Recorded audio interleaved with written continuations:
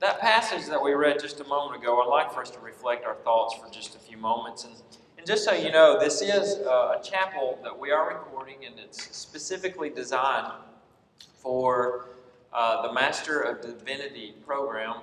And there are 8 different chapel sessions that these students, whether they're on campus or they're tuning into our program via distance learning, that they tune into these classes because these are topics that we have selected that we feel are very important to ministry, yet they're not the type of topics that we necessarily deal with at the academic level.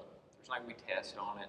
But nevertheless, there's all kinds of stuff things that happen to you when you leave these hallowed halls and you go into ministry, and then you realize, oh, I don't think I had a test on that one.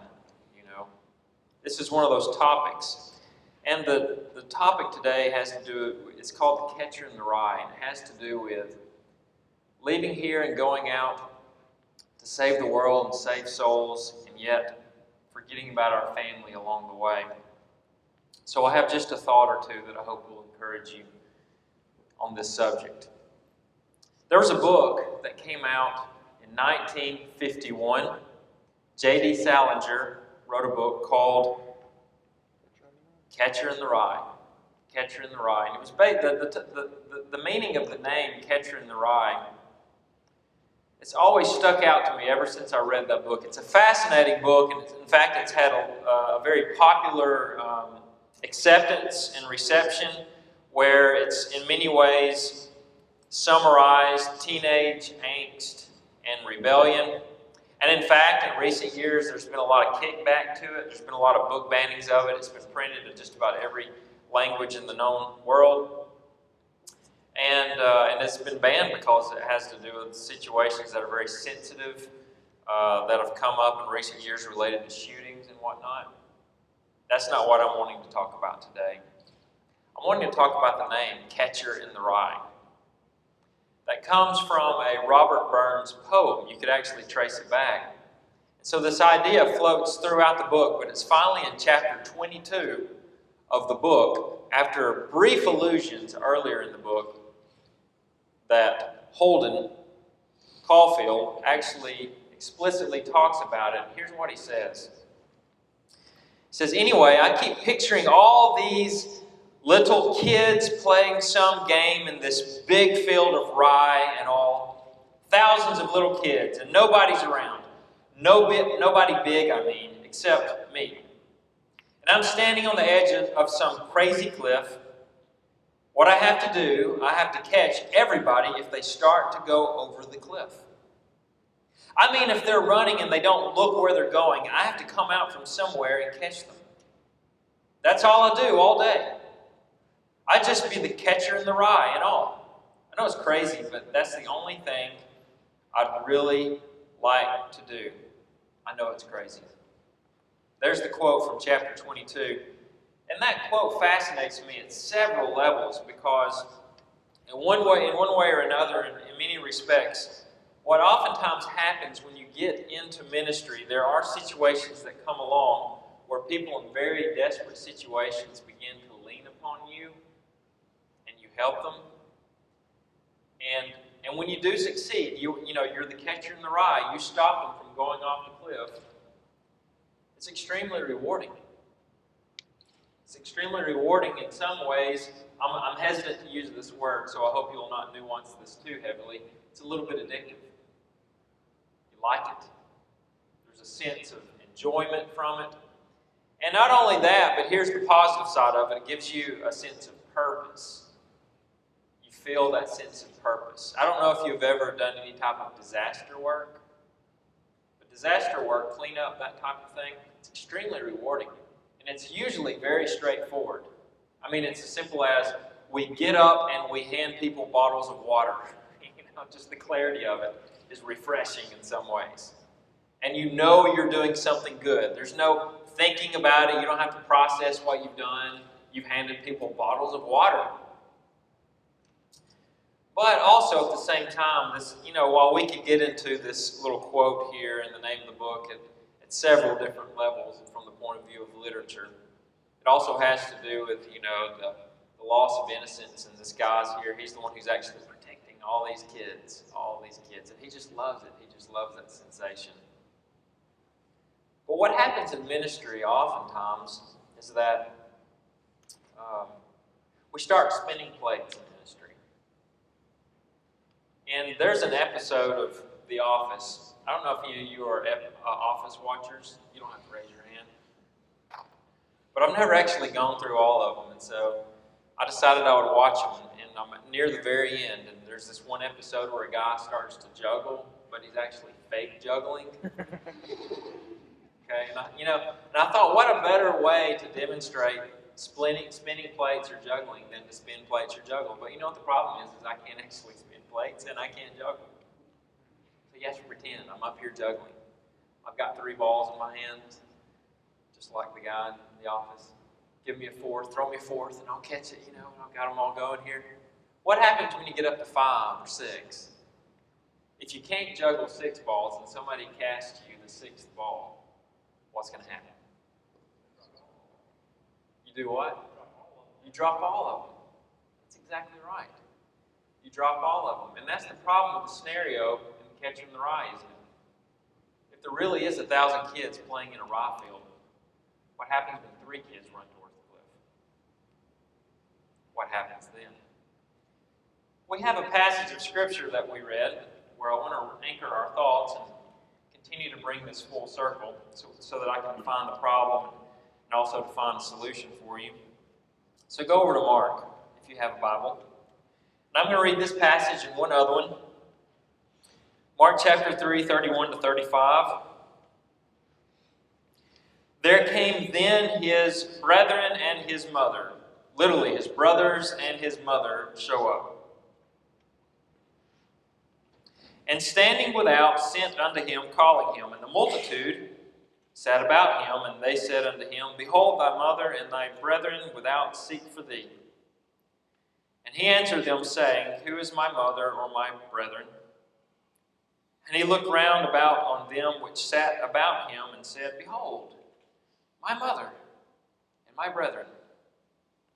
For whoever shall do the will of God, the same is my brother and my sister and mother. There's another passage where we see Jesus interacting with his family, his immediate birth family, and it's in chapter 6. So turn over to chapter 6, verse 1.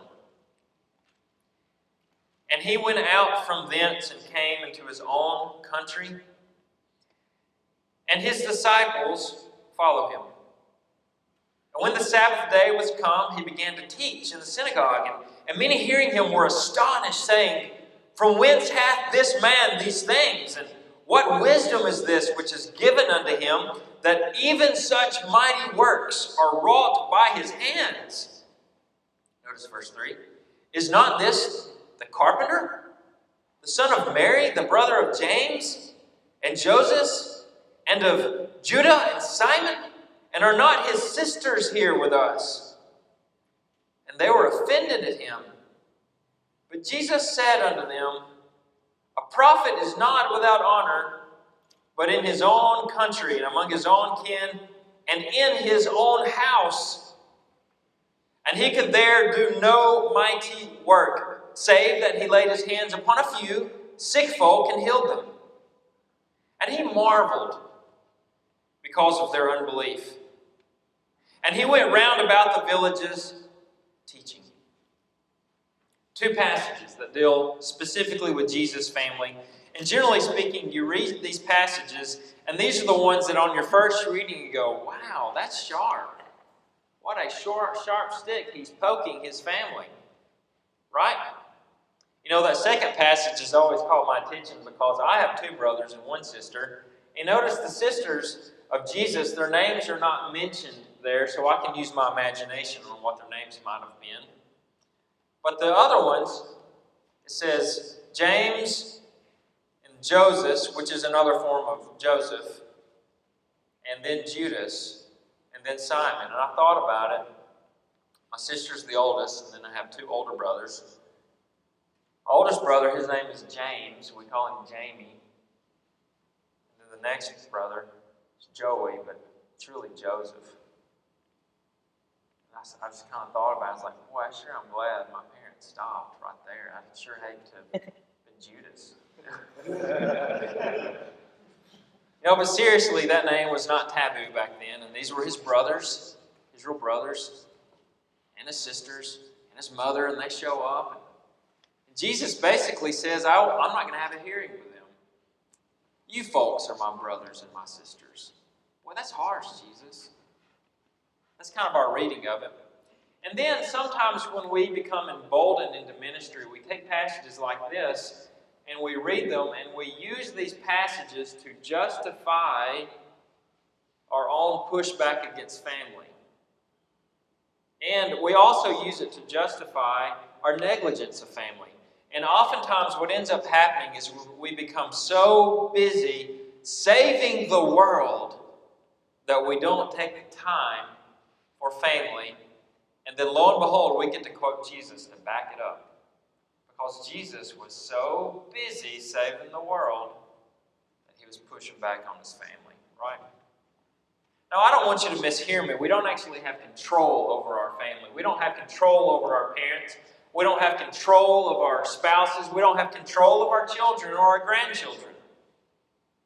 And sometimes because we don't actually have that control and things don't go our way, we will use that as an excuse to be negligent to our responsibilities. Let me try to help you understand this passage so that you don't misunderstand it. Jesus is not actually advocating negligence of family. It's actually much simpler than that. There's 2 points that he's trying to make. Number one is priorities. I remember when I was 17 years old and I was having a final doctor's appointment. Before I went off to college and I went into the doctor's office and he gives me a checkup, probably gave me some shots. I don't even remember what shots he gave me. But then, before I left his office, he said, Jeremy, you're about to leave home. I've been your doctor for years. You need to remember 3 things. Number 1, God is important. Number 2, family is important. And then number 3, your country. It's important. And he gave me a real quick little summary of why each one was important. And I just remember thinking at the time, it's stuck in my head because I've never had a medical doctor look at me and give me that kind of talk. But I'm just like, I'm taking it all in. And so those are his top 3 that he wanted me to understand. If those are the top 3 of importance, sometimes it becomes difficult to differentiate which one you're talking about. You understand what I mean by that? Any of y'all familiar with American football? Okay. I'm glad. Okay, some of us are. Alabama has a football team. They're known as being a pretty good team, right? Now, let me ask you a question. Are they better than Ole Miss?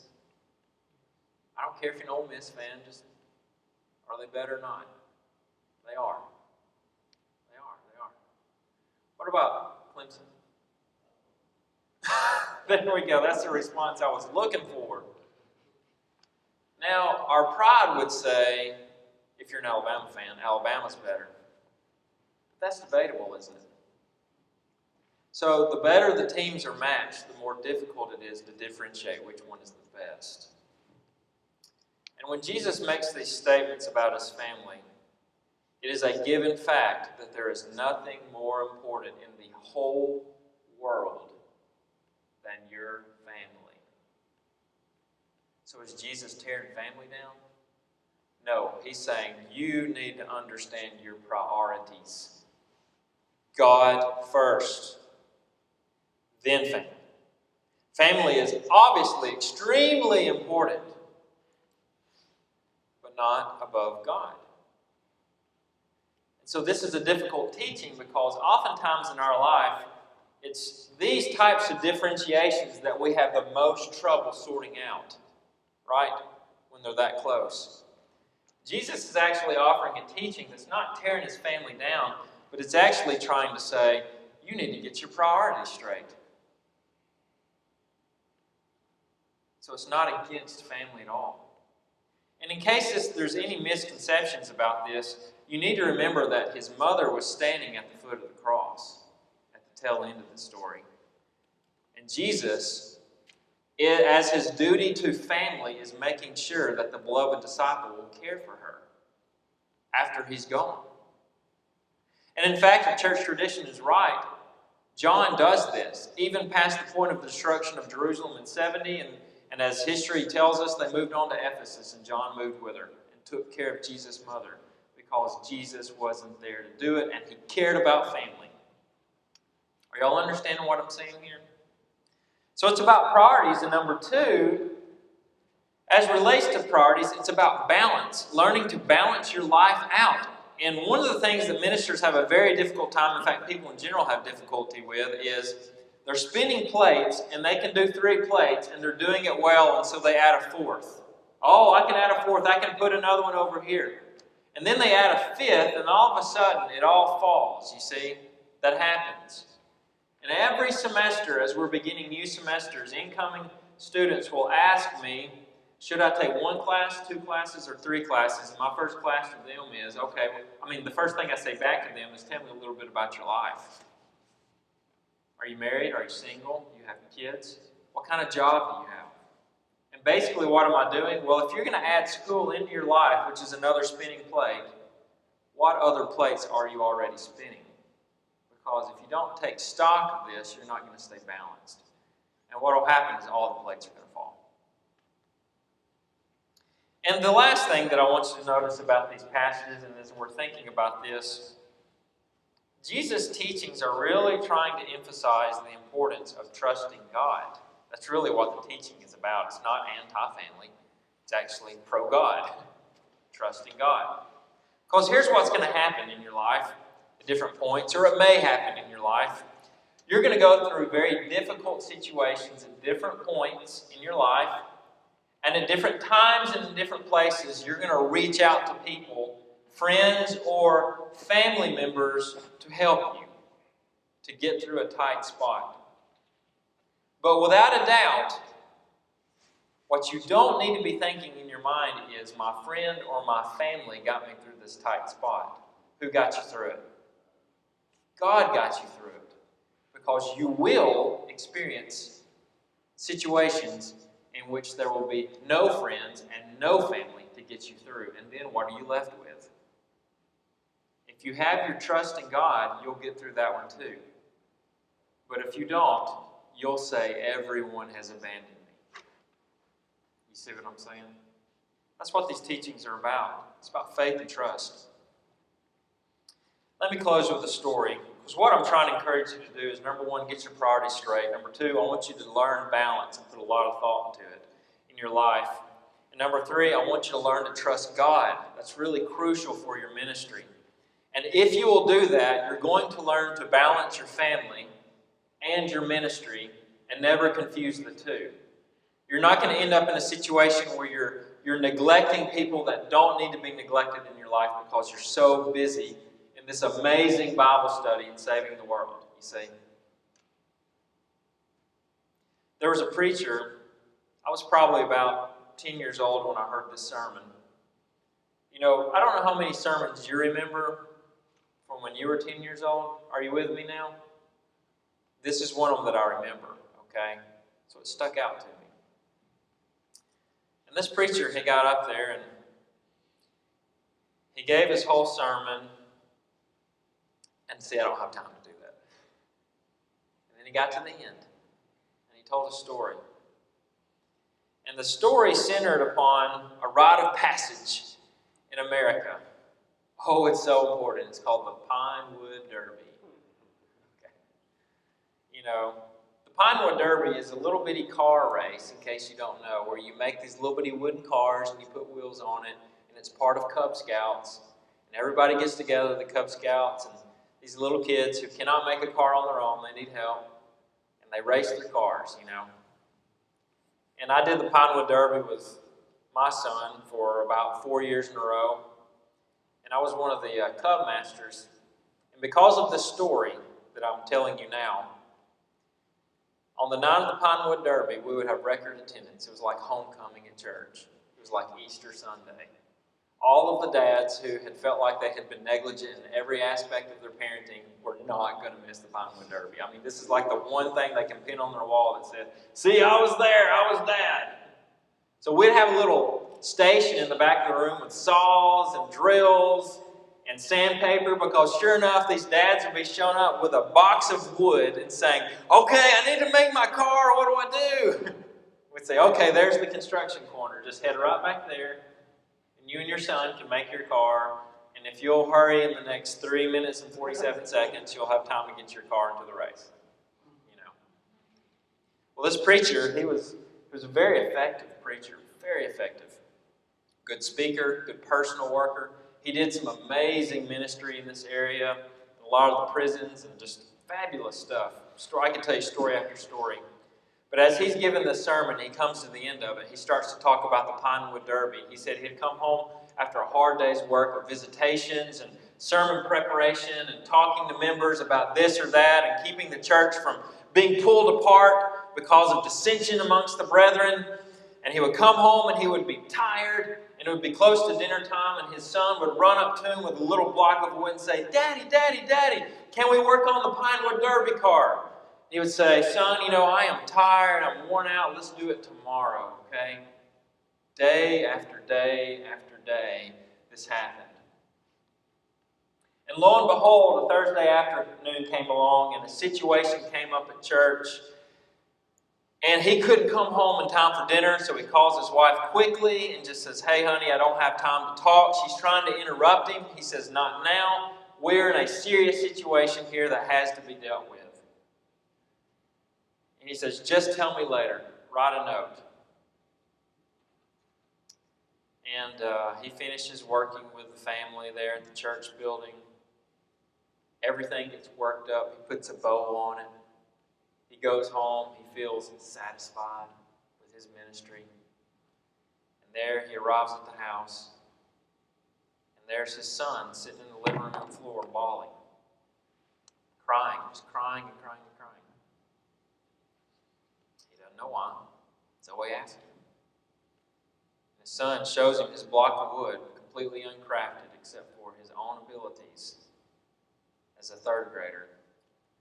He says, I came in last place, Daddy. And his dad said, oh, the race was today. He says, yes, it was. See, he saved the world that day, didn't he?